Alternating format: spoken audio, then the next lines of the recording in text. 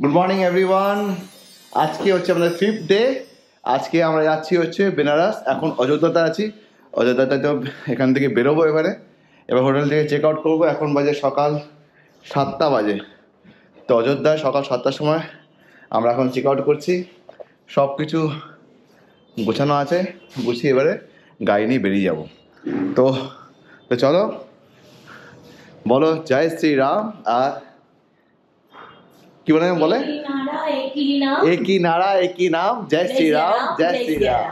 এবারে আমি বেনারসে বেনিয়া পার্কিংটা দিয়েছি, কারণ হোটেলটা ওখানে বুক নেই আমাদের। 219 কিলোমিটার বলছে, আর অ্যারাইভেল বলছে 11টা 21, 4 ঘন্টা লাগবে যেতে। তো 4 ঘন্টা লাগবে যেতে। তো 219 কিলোমিটার, 11টা 21 হচ্ছে অ্যারাইভেল। এখন স্টার্ট করবো ফ্রম অযোধ্যা। তো চলো, জয় শ্রীরাম বলে আর জয় ভোলে বাবা বলে জয় শ্রীরাম বলে এবারে স্টার্ট করছি আমি। চলো এবার আমরা এখান থেকে আমরা নদী পার করবো মনে হয়। আমরা এখান থেকে এসেছিলাম ইনফ্যাক্ট, তাই না? আমরা যখন এসেছিলাম তখন আমরা এই নদীটাই ক্রস করে এসেছিলাম। নদী না যাই না, আমার রেলওয়ে লাইন মনে হয়। না না, নদী না, এই তো দেখা যাচ্ছে নদী। এখানে অনেক সকাল সকাল গেলে এটাই সুবিধা। তো সকাল সকাল যাওয়ার চেষ্টা করবে টুয়ার্ডস লখনৌ, এই রোডটা।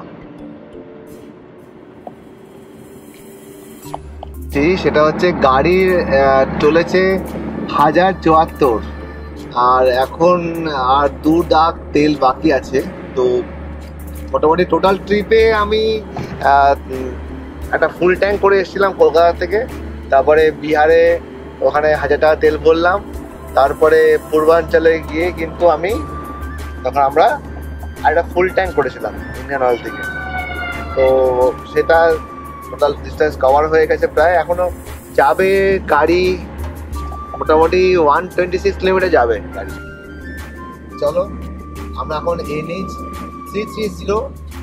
আমরা যতটা পারছি তোমাদের সাথে তথ্যটা দেওয়ার চেষ্টা করছি, যাতে তোমরা খুব ভালো করে জিনিসটাকে বুঝতে পারো এবং আমাদের ভিডিওগুলো তোমাদের যেন খুব ভালো লাগে।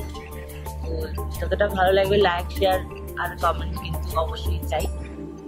সাবস্ক্রাইব কিন্তু একদমই করতে হবে। নিশ্চয়ই। 40 টাকা দিয়েছিলাম যখন এসেছিলাম আমরা, তো আবার 40 টাকা দিচ্ছি আবার ব্যাক করার সময়। দেবো এখানে।